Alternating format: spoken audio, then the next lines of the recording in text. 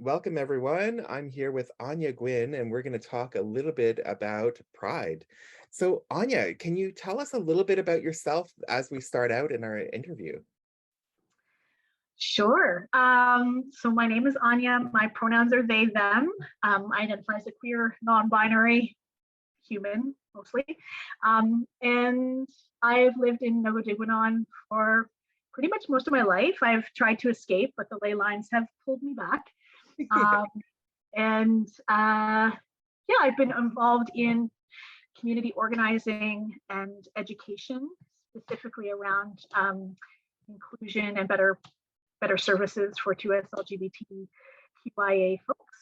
I did that through several years working in the HIV sector at Peterborough AIDS Resource Network, but also independently through events planning and just being a member of this community, I guess. Absolutely. You do a lot of work with queer youth as well, right? Mhm. Yep. So that was part of my work at PARN was I facilitated the Rainbow Youth Program, and through that came a lot of education work, specifically in the schools, but also just in creating kind of a group of youth that were centered on gender and sexuality issues, but also social justice issues, and they helped me do some of that education work and develop that education work as well. It's so important, especially I love the way you have that reciprocal relationship with the folks you work with. Not only are you teaching, but you're learning from them. And I think that's so powerful. Yeah, I think I've learned more from the youth I've worked with than from anything else. They actually really, informed the work and informed me about even myself. So it helped me to, I remember not knowing whether or not, I knew I was non-binary, but I didn't grow up with that language. And I didn't know, can I just start calling myself they? And they were just like, yes, you can. they were the first group to like actually affirm me. And I think that being, I've always loved being really vulnerable to that scenario. So like that for the youth to know that they are informing you and teaching you, and that you need that kind of, acceptance as well. I think it has been really key in being able to do this work authentically and successfully with young people. We often think as adults that we have stuff to give to youth, but they have so much that they give to us, especially since much in the same way as you discovered the language of non-binary through youth, it was the same for me. And I didn't feel comfortable taking on that language until youth were like, this isn't appropriation. You aren't stealing youth culture. You're actually one of us, and you always have been. Yeah, it's really profound. Mhm. Yeah. So a question for you. What were some of your experiences of Peterborough-Nogojiwanong Pride? What are some things that stand out for you over your years of being part of Pride and being active in the community? Yeah, it's a great question. So the first Pride I went to, I guess, would be 2005. I had been out for a hot minute. I kind of came out when I was pregnant. So, I don't recommend it for everyone, but people don't often yell at pregnant people. So that was a good strategy for me. I also just wanted to be really authentic in my personhood before I brought new life into the world. So my first Pride was me walking on the street, and I had my baby, my new baby, in one of Oh, those things in front. yeah. Um, and I remember feeling really simultaneously vulnerable and simultaneously and also really safe. Yeah. I was with others, but walking down the street is a weird feeling. And it was only like a couple hundred of us, because this was only, I think, the second year of Pride, maybe third. I can't remember. I guess I could do the math. But there were like a handful of people who were looking on, but they were like more like, what is that? Like, what's going on? Yeah.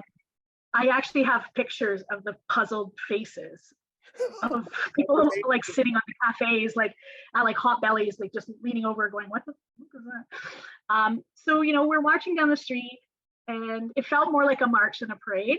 So I have a good memory of that. Because now it's interesting to see there are tons of people that line the streets. Yeah. There is like, it's gone from 200 to over 1,000 people. Like the way that it's changed over time, you know, and the like, it's become more of an attraction in a way than it is like a statement about something, which, you know, maybe is why I love it in one way, but I'm also like, I'm always looking at what's another way for us to be having these conversations about pride, because there are people that are not there. There are people that don't feel safe there. Yeah. It's not as inclusive as it could be. And there's also a piece for me when I think about Indigenous sovereignty around like claiming space, because that's what we ask people to do. We ask people to take up the space, to take up the street, to own the street. And as I've been learning more about things, that feels less comfortable for me as a way of reclamation about identity. So Yeah. What do you feel is the difference between a march and a parade? Because that's something that I often I struggle with. It feels like there's a little bit of both in Pride. Well, I feel like with a march, I mean, it's, I guess the rule breaker in me prefers the march because you're not asking for permission. So having then been part of the Pride Committee for many years, there is a big piece of like, there's the red tape, there's the filling out of forms, there's who gets paid. And the fact that policing gets paid the most money of every expense, like we have to pay to have police because it's a parade. So you have to apply, you have to go through a process, you have to be approved, and then and part of that process of approving is that you pay police. So that's, you know, whereas a march, police show up, but they end up doing it for free because they have to, and I kind of like that. But not that they show up, but that they feel like they have. They have, yeah. When we've done, so the Trans Day is involved in the first trans march in Peterborough, and that was that similar feeling of like we're doing this thing because like we want people to recognize something, right? And I know it's still taking the street, there's still a thing there, but I think because it's out of like it's out of resistance, that it feels like there's an empowerment there, and there's a positionality that feels different than a parade for me. Like one's sanctioned, one's not. And just that putting yourself out there, that vulnerability where someone could, like, police could come say, you're not allowed to do this. And like, not that I want conflict, but that discourse is sometimes an important way to shift change. And the Pride Parade would not be a Pride Parade if there weren't the riots and marches that happened previously. Exactly. And part of me feels like that we forget that, and we don't honor that part of resistance, and much of that resistance came from those who are still the most marginalized within our queer communities and within the broader community as well. So trans women of color, they are the reason we are able to walk down the street and have these sanctioned celebratory events that people bring their families to, and yet still those that are most targeted by police violence, and where social determinants of health are still the most compromised. So I guess that's maybe a long answer to that, but that's kind of how I see the delineation in my head. That's exactly what I was hoping for, because there's so much there, right? Like, and especially because these, we think of these terms as overlapping in different ways, but they have slight differences that really matter, especially around these ideas of standing up and separating oneself from the rest of society, especially with the idea of sanctioned versus unsanctioned. Like, I think you did a really eloquent job of capturing that difference in terms of what we're doing, and also the position of Peterborough-Nogojiwanong in that as well. Because I think of, like, I've been to Pride in bigger cities, and there's a lot more, it feels more like tourism there. Yeah. It feels more like rainbow tourism. Whereas in smaller places, like I was at Peterborough's first Pride, and it was very different. Like there were protesters out protesting our right to have a parade. Mm-hmm. Yeah. And I think that that's one thing that Peterborough Pride is always, like, I think that there's been intention to caretake that as well. There were people that were like, there are banks and stuff. They're like, we want in and we're going to like give a donation to Pride. And we're like, great. Still doesn't mean you get to be at the front. Like, and I always had a rule that you can't pass stuff out. It wasn't always followed exactly, but I was like, this is not an opportunity for, like for handing out promotional materials. This is, you could be in the parade, because a lot of these businesses do have like diversity groups that want to participate, and I get that, but they're thrown in there with the Unitarians and with the like, all the other groups that are there. They're not highlighted in any way, and I ask all groups not to, unless they're part of like a specific LGBT group. So, in terms of us giving out promotion. Also because of the waste, I hate when you see a parade and there's garbage on the street and stuff like that. So we've always kind of had rules to try and, as it's growing, to still try and keep to those values of like, what are we here to do? Because I don't go to Pride in Toronto anymore. I can't, it doesn't feel, I went to the Trans March, but I didn't go, I haven't been for years and years to Toronto Pride. It's just too much, too many people. And it just didn't feel authentic to me in terms of, my experience as a queer person. So it feels like rainbow capitalism, right? It's about people taking advantage of queer folks and instead of actually giving us a space to stand up for ourselves. Yeah, I've had lots of folks come from Toronto to Peterborough Pride who are just like, this is so sweet. Like they really, and I mean, for us, it's still to go from, like now it does get a bit scary. The last couple of times I had organized the parade, I was feeling like that pit of anxiety of like, this is a lot of people to move safely down the street. Without a lot of volunteers, a lot of support to do that. So luckily a lot of people know the drill, but just organizing people like in position to go at the very beginning. Always just like, please don't let anybody run over anyone. Or it's funny that the fear of like, people disagreeing with the parade is much less than the actual physical safety of people navigating the space, which is a good thing, I guess, in a way, but I did notice too, though, that what happens, there's an interesting divide of, so one thing that I really felt passionate about in the parade was that we take this moment of silence to recognize, who can't be here, and to recognize like where we are, and that internationally, like this is not a fight that's over. Right. So I guess it was my way of like taking a piece of March and putting it inside of a parade. And we used to do the moment of silence at the very beginning, which was awkward because sometimes people were arriving late and there was a lot of shout. Like it felt like it didn't actually have the moment. Like it didn't have the gravitas. Yeah. Like it didn't like really situate us the way I wanted it to. So I changed it to happen partway through the parade. To bring the whole like woo to a stop, because I also wanted, now that we had spectators, I wanted the spectators to see the difference between that feeling of joy and loudness and color, and to see all the flags drop down and the sound go out, and to hold that visceral feeling as the spectators, right? And then we had the roller derby girls go and hand out why we're doing this. Right. So they would do that on the way down, and then we would stop. And the first year, the youth group, the Rainbow Youth Group, they chose to do this. So they just lay down on the ground. Oh, wow. And I was like, what? Like I felt that emotional thing of like, so like to see. So we put all the youth were at the front. So the youth groups, all the, like, not just the Rainbow Youth, but the youth themselves and any youth groups. So they kind of went like dominoes. So our kids like lay down, and then the other kids lay down, and they just lay with their backs on George Street for a full minute.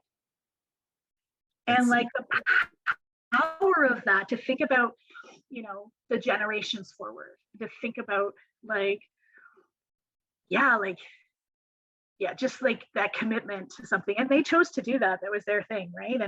And then the idea would be like to get up and like the sound, right? So like then the sound comes back up and then to continue on the rest, right? So Yeah. I noticed the first year went pretty well. The second year, okay. But then I started having folks who were arguing with turning their music off. And they were like, this is my parade too. This is my moment, right? Like, why do we have to do like, and that's kind of where I really feel like I lost my my love for it, I guess, or not even love, my like the motivation for me was like, I don't want to fight with my own community.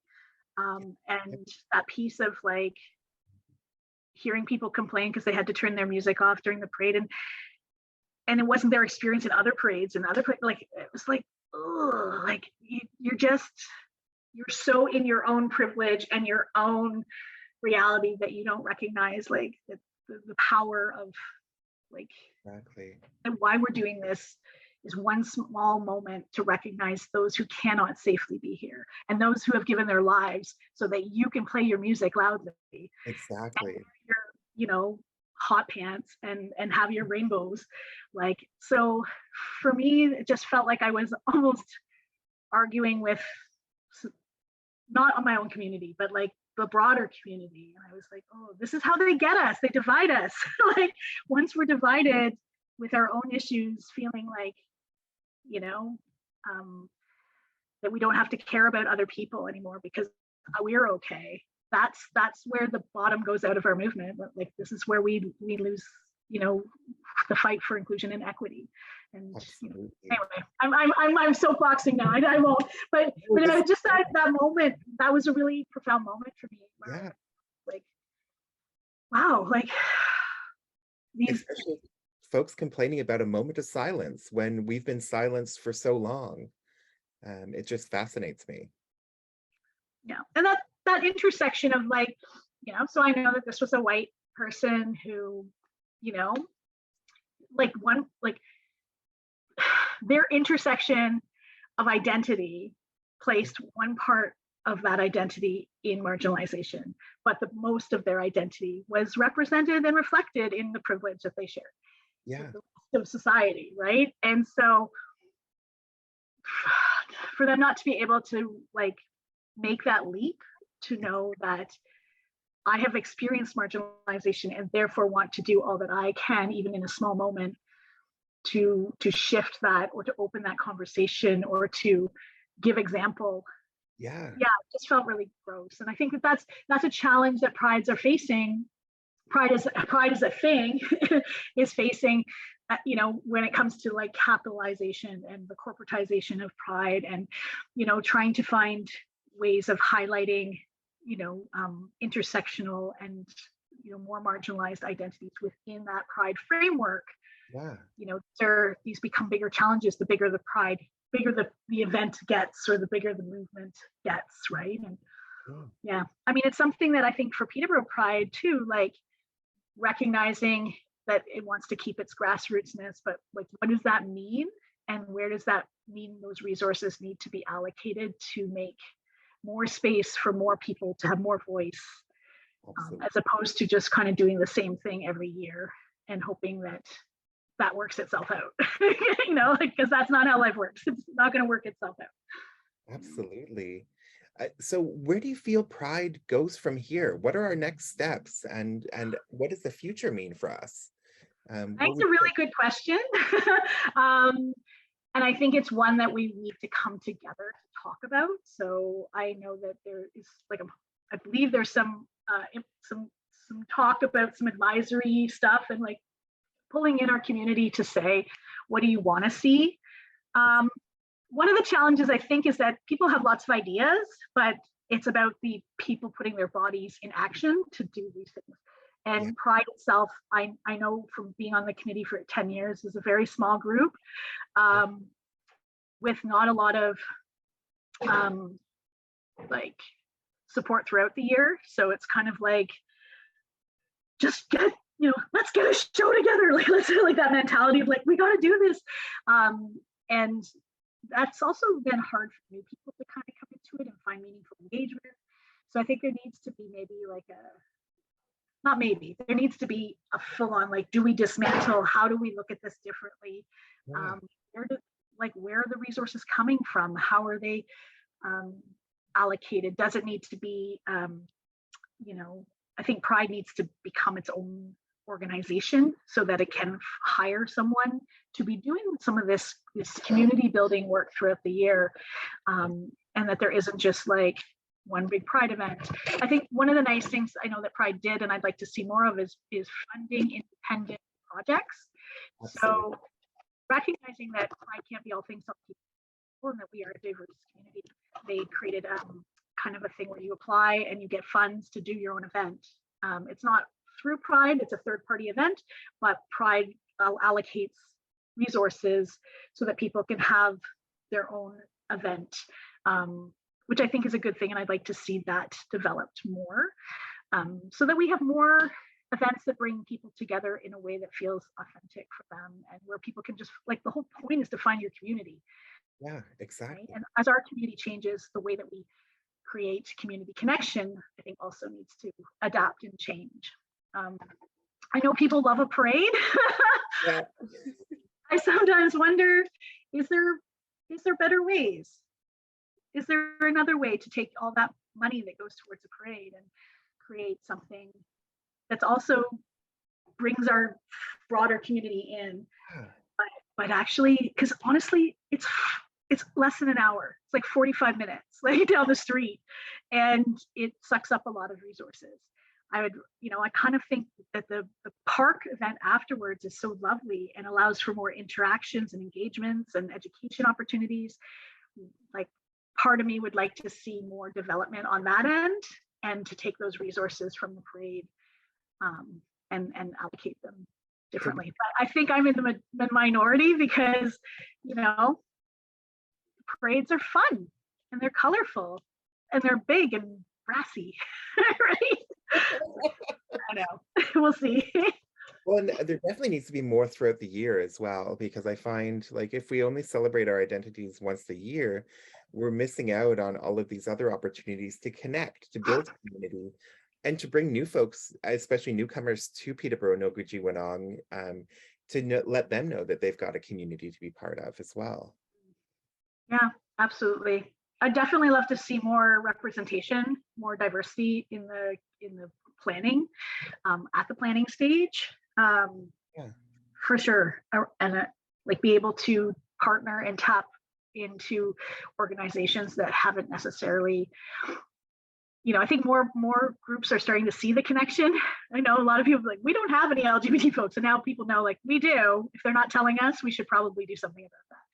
And so that's where I think Pride has been a good way of engaging folks, because it is known, right? So, like, people's involvement in the parade, for example, sometimes that was like a few people coming together in an organization that didn't necessarily have anything going on, but they're like, well, Pride's happening, could we do this? And so that kind of, it's been a way to build that, like, within that agency or group, right? And then, like, that buys us opportunity to maybe partner with that group at some point. So there are some definitely capacity building elements that the parade has provided. But at this point, I'm wondering, like, how do we connect with those who maybe haven't seen where their connection lies with the LGBT community? Absolutely. Yeah. So this year's theme is joy and resistance. And I was wondering if we could talk a little bit about the balance between those two. So for you, what does it mean if I say joy, queer joy? What does that mean for you? What do you feel about that idea of queer joy, and what are the implications of that? Oh, joy, sometimes I love the word joy, and I love the concept of joy, and it almost feels like this, like, when I think of the moments I've actually experienced true joy in my life, I feel like they're fleeting, right? So joy is something I think is not necessarily like, it's not a sustained state of being, but once you have felt it, there's like an attainment, like there's a want to attain it, right? Like, so for queer joy, I really, that place of being affirmed, that place of feeling connection, and connection with yourself. Like for me, it's like that idea of like, like I don't make excuses about, instead of making excuses about why I'm different, actually feeling like that difference is a superpower. And like that to me is what I think of like queer joy. Many of us, I think, have defined ourselves by deficit. Like, what am I not? How have I not fit in? Where am I, how am I like not like my peers? Like, and when you grow up defining yourself by what you're not, it's really hard to sink into that place of what am I? What do I own? Like, what am I powerful around? Like a deficit-based identity development is not necessarily a strength-based one, right? Obviously. So that for me, queer joy is like the opposite of that experience. So when you can kind of come through it and be like, this is who I am, this is what I offer, this is the experiences that I deserve to have. And I think often those are found like when where I've seen queer joy, where I've seen it from like an observant point of view, is when I've seen, especially with working with young people, where a young person meets another young person and they're like, "You're like me," and they're like, "Ah," right? And they're like, "Ah," and you can almost see the sparks flying off of them, right? Like that moment of like, I'm not alone, and that's why I'm really happy that the choice was joy and resistance and not resilience, because I struggle a lot with the word resilience. Me It's too. like a symptom of having to be strong. It's like, way to go, like you survived, you're so resilient. It's like really, oh. Whereas resistance is like, I had to do this. Like I am still doing this. We are still fighting, and joy, I think, like resilience or resistance allows us to get to those moments of joy. Absolutely. Nicely said. Yeah. And I think there's so much power in that history of resistance as well, that we've often been cast as bodies that are out of touch with the world, that are disconnected, that are at odds with the world around us, right? And so that resistant body narrative is applied to queer bodies, even if we don't believe in them ourselves. And I can't help but think about that kind of way that we're situated at odds with the world around us. Yeah, absolutely. And like that, because I'm different, I'm lesser than, right? And so that's why that resistance piece, if I resist the narrative that, I'm thinking of that great Audre Lorde quote, if I could remember it, if I did not define myself for myself, I would be crunched into other people's fantasies of me, right? And so like that piece of like, finding it, going through all that messy, murky front end challenge of like, where do I fit? And then to come out the other side, resisting being absorbed into the mainframe, right? Absorbed into the narrative that people have set out for you. That takes a lot. And and there is a joy in doing that. Like I definitely feel that as a person that came out late in life. Like I was almost 30. I was pregnant, but there was a moment for myself in that joy of owning that. And being able to find, I guess that's partly why, like, in some ways I'm way more comfortable organizing queer events than I am being in them. Because I never knew what it was like to feel in them. Like I kind of like, I went to that one parade like when I just come out, and then a few years later I was like involved in organizing stuff, and I think that it's I like creating those opportunities, because I didn't have that opportunity for myself. I think I didn't see myself reflected around me. I didn't even know the language. I didn't know if that was accurate for me. But I knew I shouldn't talk about it, and I shouldn't ask too many questions. Absolutely. So I tried to be absorbed into the mainstream. I tried to just do stuff. I ignored everything and my own feelings and desires. I like put those somewhere. Didn't feel shame about them. I just didn't feel like I should give them any oxygen, Absolutely. right? They And don't then deserve the airtime. no airtime. So Well, it's interesting to be on this side of things and be an organizer and community builder. Like maybe that's one positive out of that deficit, yeah, because absolutely. those things didn't exist for me. I wanted to make those things exist for others. It's interesting too, because this makes me think about the discourse of normalcy too, right? Like we're often, even like our straight allies will often say things like, one day you'll be considered normal. And I don't know about you, that automatically makes me, right? Terrifying. Yeah, exactly. How do you feel about that? Like what are some of the sensory feelings that that word normal brings up for you? I think it's a falsity, first of all. What's normal? Exactly. Yeah. Normal status quo, then I don't want to be normal. I don't, I like, I don't know. Maybe it's part of my neurodivergent brain, but like normal is not a thing. Like yeah, I like how my brain works. I like my queerness. I like my non-binariness. That is my normal, I guess, for me. Like Yeah, that's, I just don't understand. Normal sounds like compliance. absolutely. That is not anything I want to be part of. So yeah, yeah. How do you feel your identities intersect as a neurodivergent person as well as a non-binary person? How do these identities come together? Well, there's a lot of studies right now, a lot of studies around the correlation. Like the Venn diagram is basically one big circle with maybe a tiny overlap. Like Yeah, there's so much. And I think it makes a lot of sense, right? Like, in that neurodivergent and on the autism spectrum, right? Like the idea of like if gender is a construct, yeah, constructs don't make sense really. Like their constructs are defined by other people's characteristics and agenda really. So I don't know, like I think it's probably the one of the most organic and naturally fitting things together actually is my neurodivergence and my non-binariness. Like, and sometimes my brain is frustrating because I want to think about certain things and I'm like thinking about five things. yeah. Sometimes, you know, tangentially related, but sometimes not. But also, I think it's what's been allowed me to like be able to operate in the way that I can.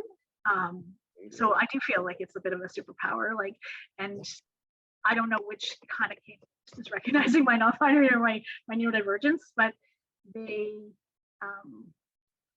like my non-binary thing was just like always. I just had no language. Like when Exactly. I think back being a kid, I was like, duh, yeah. But I didn't think I could. I thought like Exactly. many people think you have to, like our gender is our sex, and those are these things that divide us. But like it was very freeing to recognize that like how I saw myself. Like I wasn't sometimes I feel like gaslighting myself. Like you can't be this thing. You can't like that. I'm like, but I'm this thing. No, you're not. Yes, I am. No. Like the internal dialogue was exhausting. And like that feeling of like I know something about myself, but I don't like see it. And I don't know if it's real, but I know it to be true. So then like, yeah, being able to I think it's similar with the neurodivergence, whereas I don't know exactly why my brain is the way it is, but I know it is true in the way that it works. And that can be challenging, but it can also be really helpful at times.